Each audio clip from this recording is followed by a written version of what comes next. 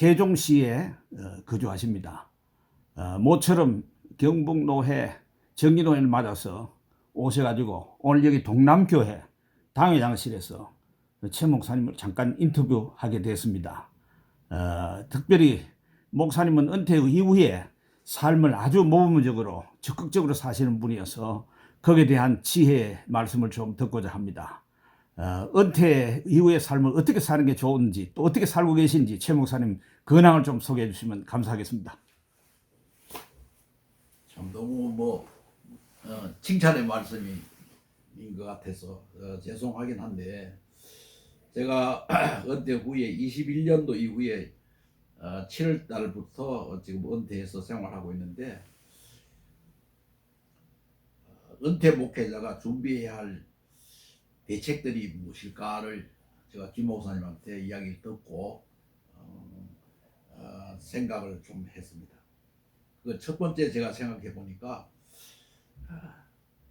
은퇴 후 교회를 출석할 교회를 기도하면서 준비해야겠다는 생각이 제일 먼저 들었습니다.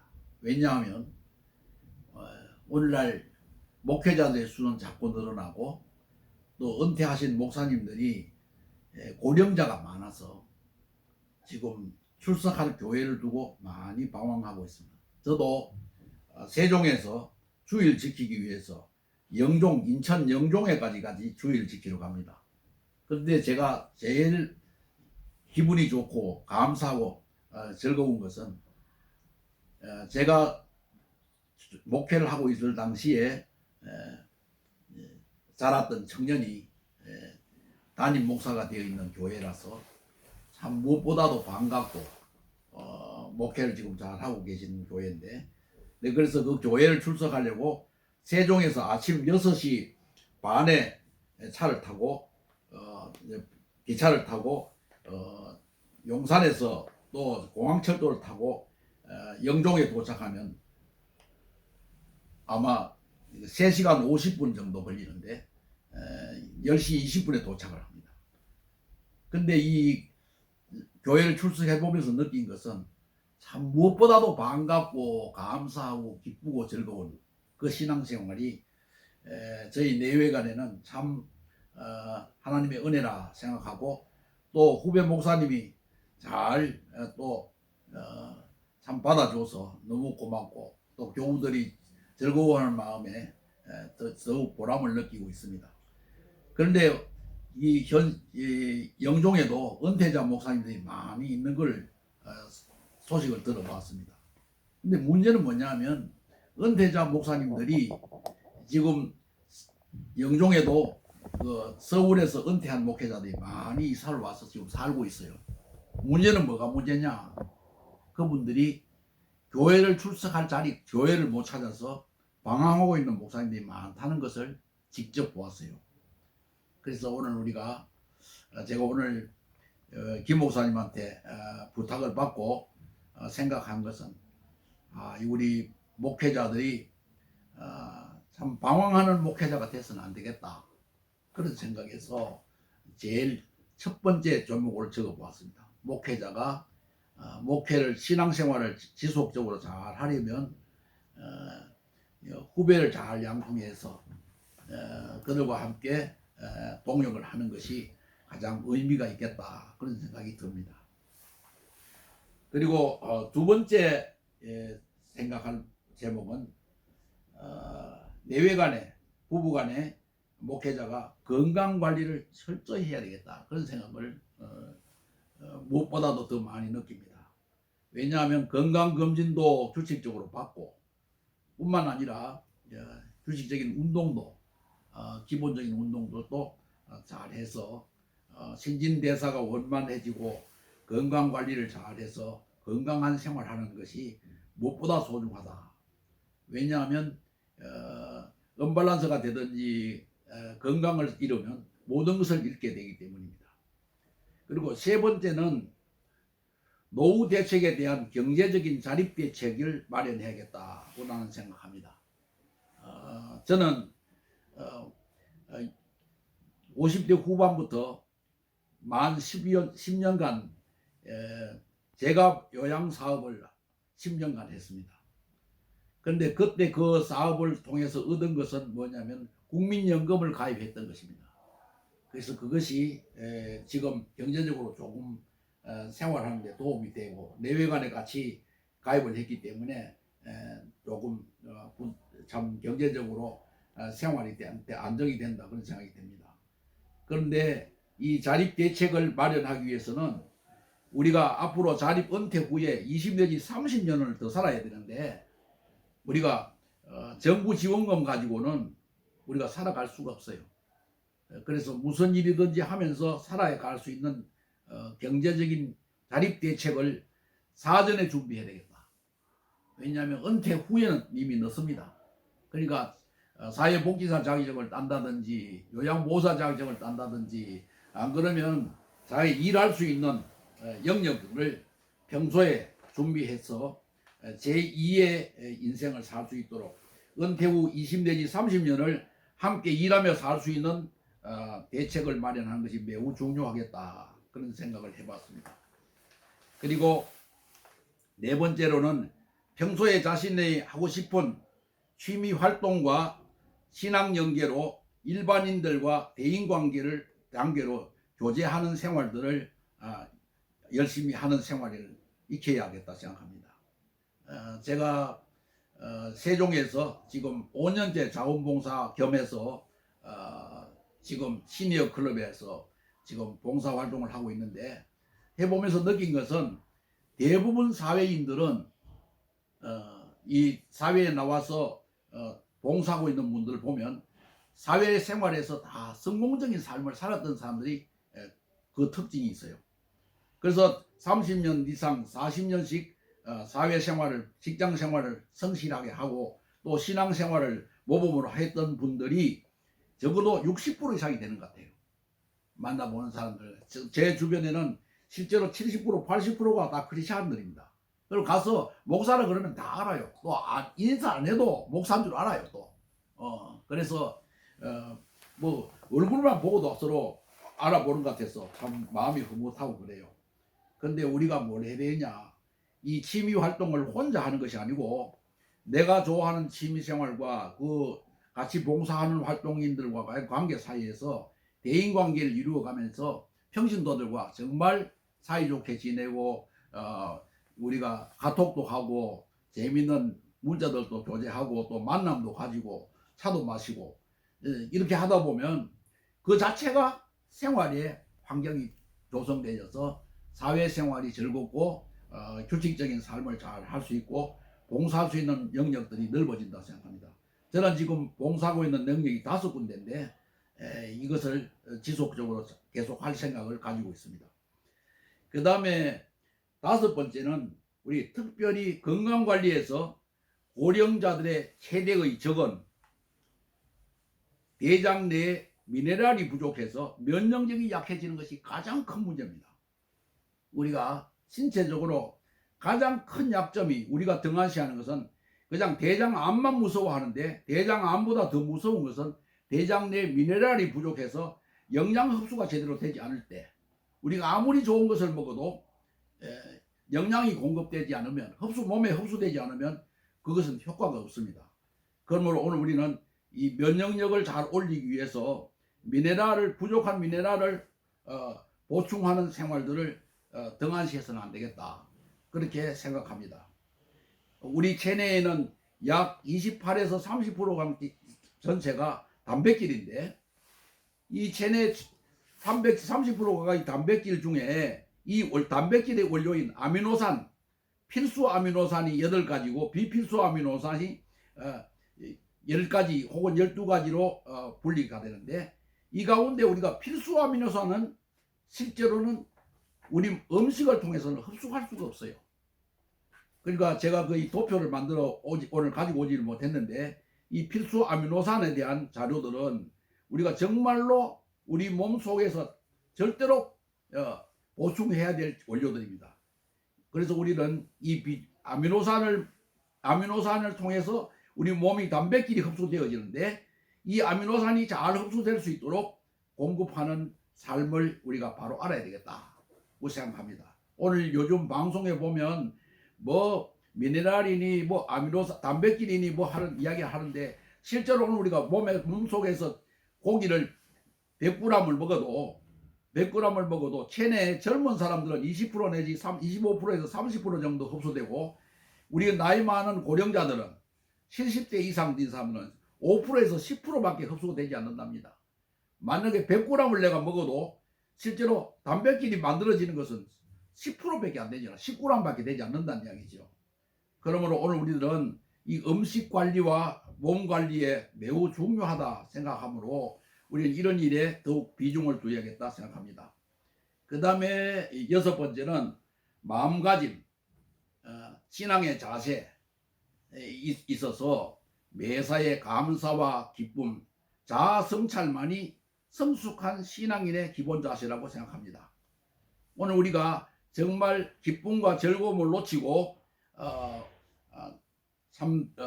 부정적인 시각을 가진다든지 고민과 갈등 속에 사로잡혀서 생활한다면 하나님이 나에게 준 남은 여생을 30년, 20년, 30년의 남은 여생을 정말 기쁘게 살고 웃으며 살아도 모자랄 시간인데 우리들은 이 기쁨의 좋은 축복의 시간들을 너무 무의식적으로 보내는 것이 아닌가. 그래서 자아 성찰이 매우 중요하다 그렇게 생각합니다. 그래서 우리가 이 부분을 우리가 두고 고민하고 더 열심히 해서 자기 명상을 가지는 시간, 기도의 시간 이런 것은 필요하다고 생각합니다. 그리고 7번째는 특히 가사에 가정생활에 있어서 남편 된 목사가 쏠 수 없는 숨음에서 봉사해야 되겠다 생각합니다. 저도 실제로는 외동으로 커서 이제 목회 중에는 설거지 일을 별로 해본 일이 없었습니다. 그런데 제가 세종에 이사 가서부터는 제가 밥은 먹고 나면 하는 거는 같이 할 때도 있지만 대부분 설거지는 제가 합니다.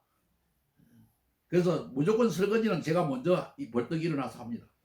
그런 거 해보니까 그것도 할만해요.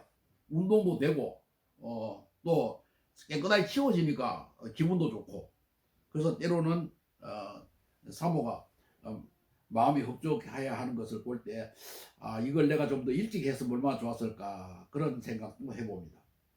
그 다음 8번째는 자녀들에 대한 자녀에게 의지할 경제적으로 의지할 생각은 상상도 하지 말라고 부탁하고 싶습니다. 왜냐하면 대부분 우리 합신 목회자들의 목회자들은 목사님들은 그 자녀들이 대부분 어려운 여건 속에서 학습을 하고 성장했습니다. 정말 안타까운 것은 그 자녀들에게 경제적으로 많이 후원해주고 마음껏 공부할 수 있는 뒷바라지를 해주지 못한 것이 늘 아쉬워요.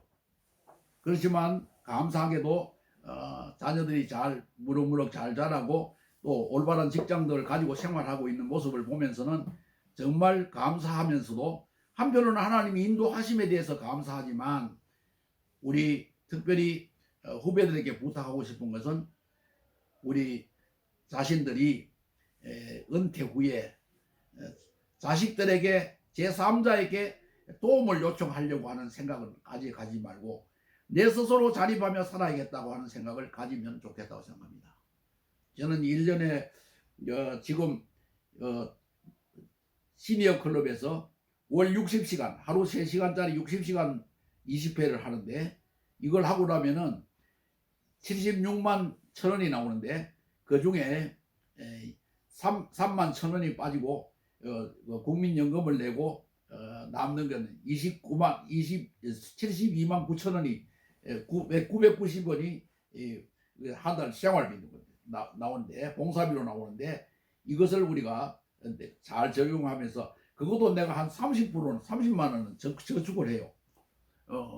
그래서 생활하면서 어떻게 하면 경제적으로 살아갈까? 저는 그렇게 매우 지금 그래서 지금 만 3년 모아놨더니 지금 1,000만 원이 넘었어요. 그러니까 적금도 내가 농협을 통해서 들어가 보니까 6.4%의 이자를 줍니다. 이제 이번 6월달 되면 아마 1,100만 원 이상 탈 것 같은데 우리 이것을 보면서 느낀 것은 정말 경제적으로 사는 방법도 있구나 한 것을 저는 알았습니다. 그리고 경제적으로 사는 방법 중에도 하나는 저는 삼시세끼를 식사를 밥을 다 먹지를 않습니다. 아침에는 간단한 다가와 그다음에 빵 한 쪽과 그다음에 과일 2가지 3가지씩 그래서 커피 한 잔 하고 간단 달걀 하나 하고 삶은 달걀 하나 하고 그걸 식사로 대신 먹습니다. 그리고 하루 한 끼는 낮에 식사는 배가 부르도록 먹고 저녁은 오후 5시 반에서 6시쯤 저녁 식사를 간단하게 먹습니다. 그런데 운동을 많이 하지 않고 에너지 소모가 적으니까 체중이 별로 줄질 않아요.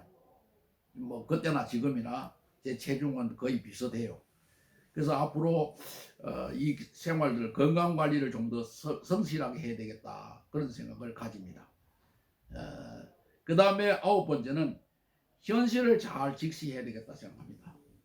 우리는 과거에 붙잡히지도 말고 너무 미래지향적인 생각도 가지지 말고 오늘의 현실을 here and now 오늘 내가 어떻게 하나님 앞에 감사하며 살아야 될까? 오늘 나는 주님과 어떻게 기도하며 생활할까?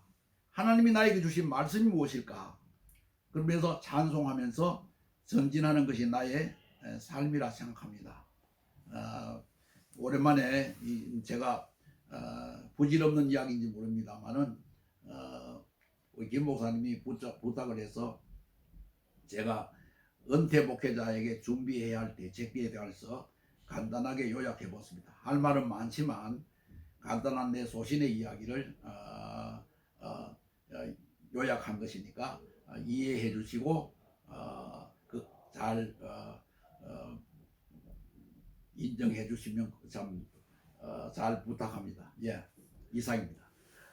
그 목사님 진솔하게 자신의 삶과 또 여러 가지 참 좋은 경험한 것을 얘기해 주셨는데 사모님은 어떻게 소일하고 지내시는지요? 지금 사모는 우리 손자가 지금 이제 4학년인데 출산 후에 며느리가 은퇴 후에 직장을 다니니까 1년 출산 후에 출산 후 휴가 1년 하고 그 다음에 1년 반 만에 서울 오르내리죠. 만 9년을 오르내리죠. 서울 오르내리면서 손자 봐줬지. 아이고 참 수고가 많으십니다. 예, 그러고 이제 그러면서 지나다가 작년에는 며느리가 뭐냐면은 둘째 딸이 8살 먹은 둘째 딸이 이제 지금 손녀가 초등학교 입학하면서 뭐냐면은 무급휴가를 써서 직장에서 무급휴가를 써가지고 쉬는 바람에 지금 나하고 같이 생활하면서 작년 4월 달부터 유치원에 시니어 클럽에 유치원에 봉사를 7개월 했고 작년에는 금년에는 지금 1월 달부터 지금 고은 유치원에 지금 봉사하고 있습니다. 그래 봉사하면 사모님도 좀 수입이 있습니까? 똑같습니다. 그렇습니까?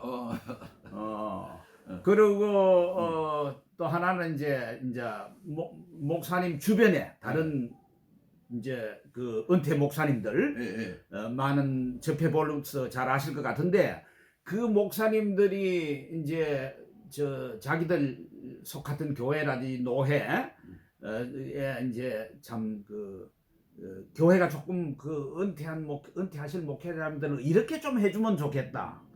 또 뭐 어떤 그 경제적인 대책이라든지 예우라든지 뭐 강단이라든지 뭐 등등 어떤 그런 것은 어떻게 하면 좀 더 좋겠다, 바람직하겠다 그런 생각을 드십니까? 실제로 저는 내가 고등학교 1학년 2학기 때부터 대구 제일교회를 다녔는데 대구 제일교회에서 만 10년을 출석했어요. 그래서 교회 생활을 쭉 해보면서 느낀 것은 그 조직교회에 대한 이해가 그때 충분히 했어요. 뭐 교회 다니자 말자 6개월 만에 학생회장을 했으니까 그랬는데 그때 교회를 가까이 접근하면서 생활하면서 목사님들의 생활도 보고 교회 생활도 많이 익히고 했는데 그러고 나서 내가 참 특별히 지나보고 감사한 것은 그리고 나서 군대 생활 마치고 저 대학 졸업하고 그 다음에 이 대동교회에서 목회자 생활을 부교육자 생활을 좀 하다가 그 다음에 서울 총신 들어가 가지고 입학하면서부터 장충교회를 만 4년 목회 사역을 교육교사로 봉사를 하고 있다가 강도사까지 하다가 참 좀 왔는데 그러고 나서 이 조직교회에 대한 것은 나름대로 있었는데 나는 기성교회에 대한 개척교회에 대한 개념은 전혀 없었어요. 그러다가 내가 실제로는 합신에 졸업하고 나서는 막상 할 일이 없으니까 굉장히 방황했죠. 그런데 제일 큰 문제는 뭐냐면은 그 당시에는 뭐 생각 없이 그냥 개척교회를 하면 열심히 하면 되겠다 생각했는데 그게 참 어렵다는 걸 느껴요. 근데 김 목사님이 좋은 질문을 하셨는데 내가 평소에 늘 하고 싶었던 이야기 중에 하나가 뭐냐면 개척교회를 교인들 한 5명 집사 한 5명 세우려면 20년이 걸려도 어려워요. 20년이 걸려도 하면 돼요. 그런데 개척교회를 돕는 제일 재정적인 큰 도움은 뭐냐? 조직교회가 집사님들 믿음 좀 신실한 가정, 원만한 가정들 한 4-6가정이 나가서 개척할 수 있도록 조직교회가 뒤에서 밀어주면 그것이 개척을 최고 돕는 방법이라고 생각합니다. 내가 지금 목회를 해보면서 한 40년 이상 목회해보면서 느낀 것 중에 제일 큰 것이 바로 그거를 생각해요. 지금 우리 지금 교단에서 지금 제일 남포교회입니까? 그 남포교회가 지금 조금 그런 형상이 있는 것은 참 매우 좋다나 생각해요. 그런데 지금 보니까 대부분 조직교회들이 그거 자체를 싫어하고 또 집사들이 나가서 개척을 돕고 목회자와 새로 하겠다는 생각 자체가 없는 것 같아요. 그런데 이것은 담임 목사의 의도가 굉장히 중요하다 생각해요. 그래서 개척교회를 세우려고 그러고 돈을 억을 줄 게 아니고 뭐냐 집사 5명 나가서 교회를 태울 수 있도록 뒷바라지 해주고 전세방 하나 얻어주면은 그거는 10억짜리 후원금 주는 것보다 낫다 생각합니다. 지금 내가 보면서 느끼는 것은 오늘 우리 한국교회가 점점 침체되지고 어려워지는데 이 조직교인들이 그리고 또 한 가지 내가 이 영종에서도 보는데 영종에 새로 이사와서 교회를 열심히 잘 봉사하시는 분들 중에 권사님들 가정, 안수집사님들 가정들이 와가지고 정말로 헌신적으로 즐겁게 봉사한 분들 봤어요. 그러니까 그 교회가 다 살아요. 한 사람 때문에, 한 가정 때문에. 그래서 그런 것을 내가 손수 한 4-5년 목도하면서 느낀 것은 우리가 있는 이미 지금 한국 교인들이 1000만 명 가까이 거시안들이 있는데 이 가운데 적어도 한 10만 명 내지 100만 명만 흩어져 나가가지고 다섯 가정이 만들면 20만 가정이 되는데 20만 가정이 교회를 하나씩 만들면 20만 교회가 만들어져요. 우리가 이 운동을 지금 해야 되지 않겠나. 요즘 경제적으로 어려운 시기에 복음이 전달되기가 굉장히 어려운 시기인데 이때 최고 잘할 수 있는 방법 중에 하나가 전도의 비결 중에 하나가 바로 그거라 생각합니다. 저는 평소에도 개척을 잘 못했고 목회도 잘 못했던 사람 중에 한 사람인데 제가 느낀 것은 저는 나의 실패를 2번 다시 다른 사람에게 전하고 싶지 않은 사람입니다. 난 그래서 내가 지금 내가 부끄러운 이야기지만 내가 하고 있어요. 그래서 이 방송을 듣거나 혹은 청취하는 분 계시거든. 이거는 농담이 아니라 정말 참 뼈에 사무친 이야기라 생각하시고 명심하시고 이해해 주시면 고맙겠다 생각합니다. 이상입니다.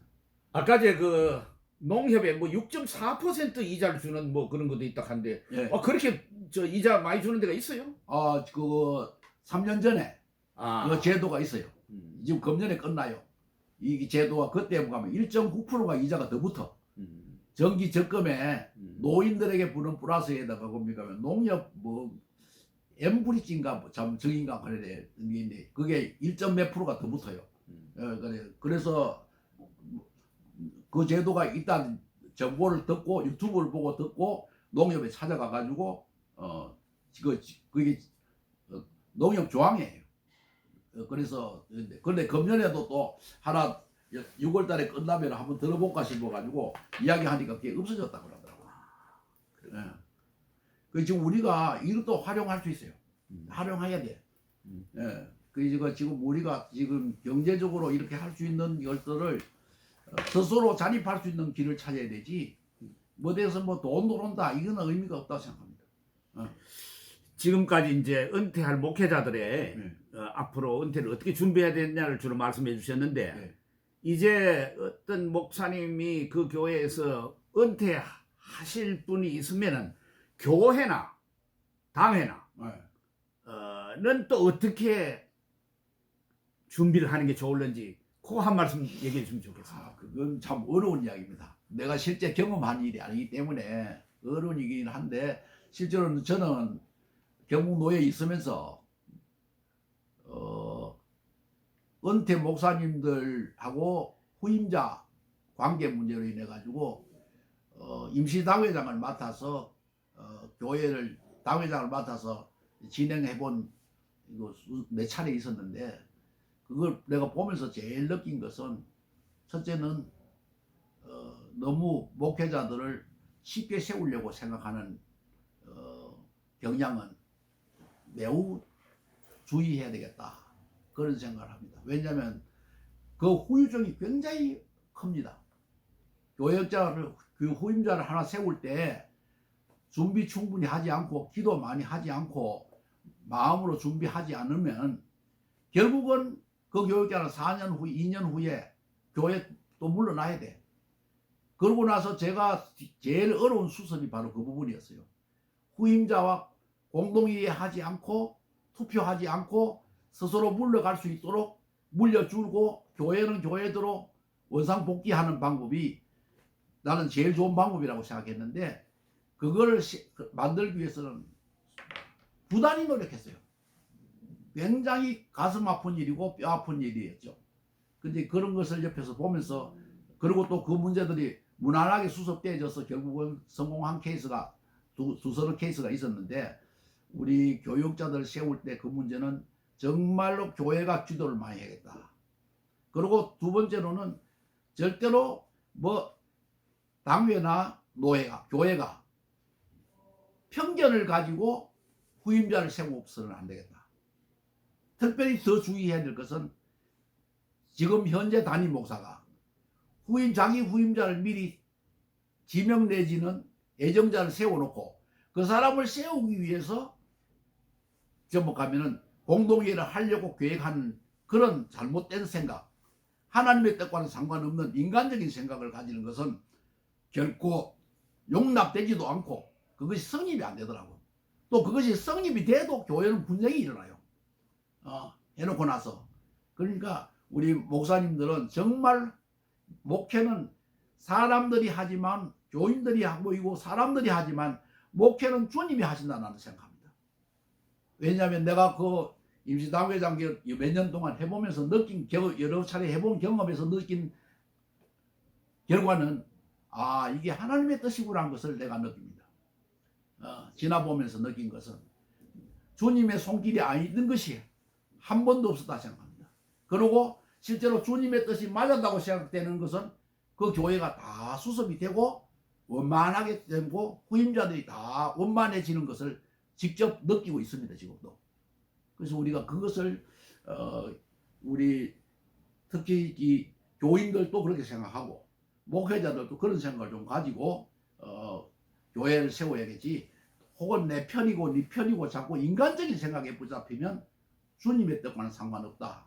그런 생각을 가집니다. 우리가 상고 해야 될 중요한 생각이라 생각합니다. 좋은 질문입니다. 장시간 귀한 말씀 주셔서 아주 유익하고 참 도움이 크게 되리라고 생각합니다. 감사합니다. 이거 무슨 말씀을요? 환송합니다. 내가 발음이 너무 사투리라 가지고.